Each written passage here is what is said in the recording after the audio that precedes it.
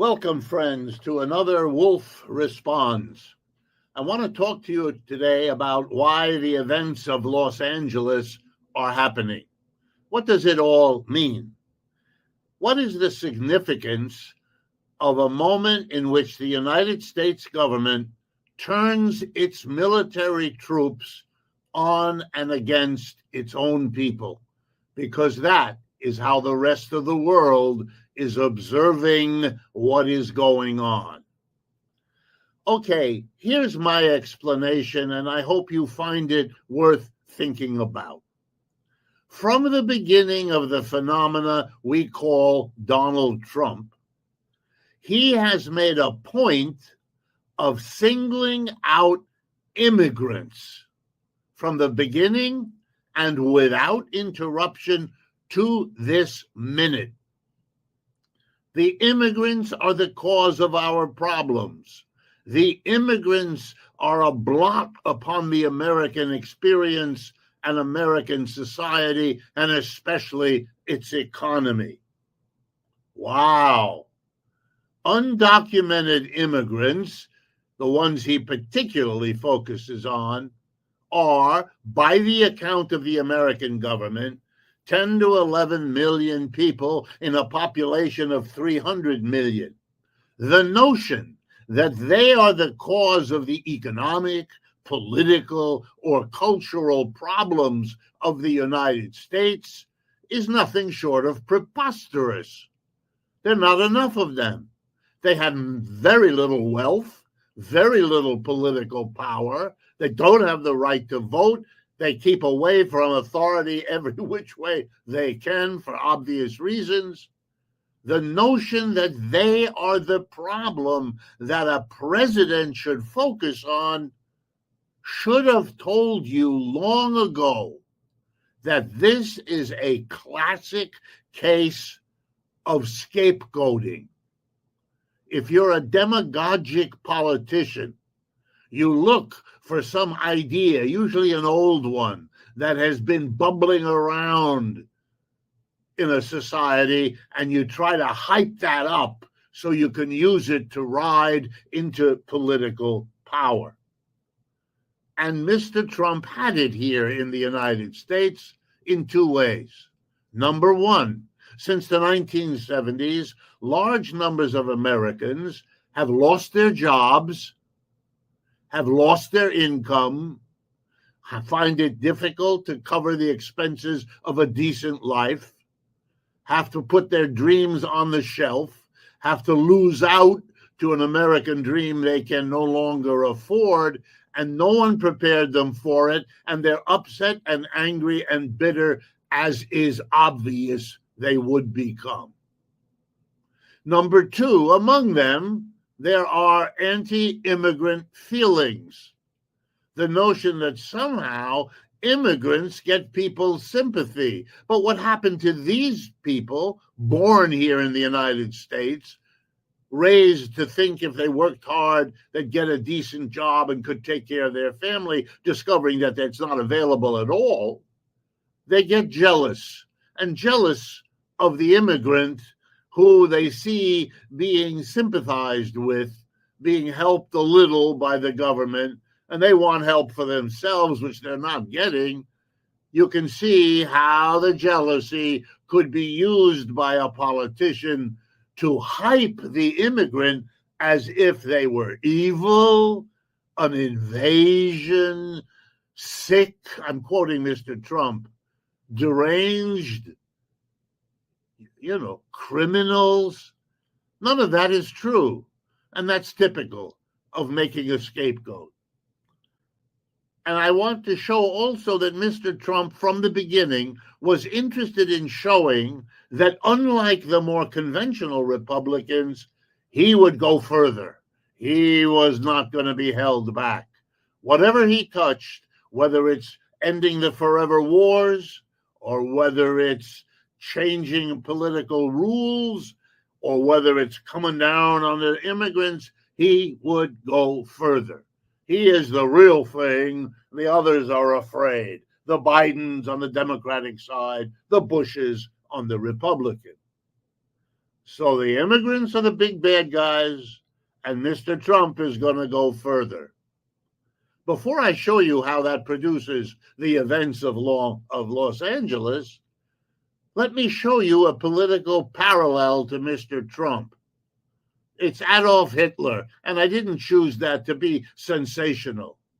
Adolf Hitler had to deal with a German working class that was upset and angry.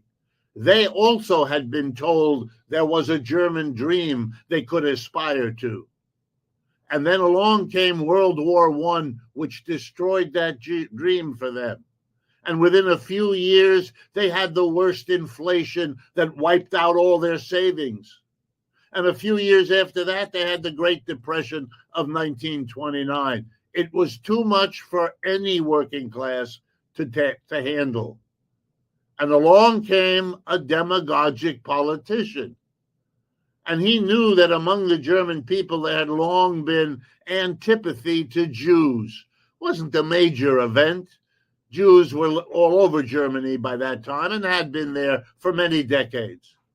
But he saw an opportunity. He could turn the upset, the anger, the bitterness of large sections of the German working class against the preposterous enemy, the Jews. They didn't have the money. They didn't have the power. They were a very small minority in German society. They didn't account for anything. But you could make the story stick, and you would go further in ostracizing and hurting Jews. Ultimately, you killed them in order to show how rigorous you were against this hyped up scapegoat. Is what you made of the Jewish population. We don't do that to Jews here, but we do something very close to immigrants. There's a story in a recent spate of news programs that indicates that the American airplanes deporting immigrants are not going to Mexico City, where the government of Mexico asked for them, because the government of Mexico has prepared housing and jobs for these returning people who have nothing. But the American government isn't doing that. It's dropping them in remote villages deep in the south of Mexico, farther from the American border, where there is no housing and there are no jobs. And what are these people supposed to do? Is this the final solution to the immigrant problem here in America? The logic points in that horrific direction. And then we come to a special military type organization, ICE, a governmental setting up of a new kind of police, specifically targeting immigrants, with their faces covered in masks so you can't identify them, so they can commit all kinds of acts invisible to a government that is employing them in the first place. Hitler had those kinds of military, informal, formal formations that went after the Jews and arrested them and smashed their stores when they had them, and so on. And ICE is not necessary. If you don't want the immigrants, close the borders. We have a border system to do that. Go into court, use the legal procedures that allow you to remove immigrants who don't have documents. You don't have to raid their workplaces. You don't have to do it all overnight. You don't have to do it with stormtrooper outfits for the people doing it. None of that is necessary unless you're hyping the chosen scapegoat, which is what you're doing. And you know, in some parts of the country, like Los Angeles, where large numbers of immigrants exist, they are now inserted into that society in all the different ways. They work in government offices, they work in hospitals, they work in schools, they work all over the place, because that's what they have to do to survive, to work. And if you suddenly terrify them, and if you suddenly persecute them and snatch them out of their job, you disrupt in a way that is not necessary. This is not a crisis except in the political theater that Mr. Trump organizes. It's for him to pander to his base, to keep mobilized the upset and anger of people for good reason in this culture, but focused on somebody who wasn't their problem, whose deportation will not solve their problem.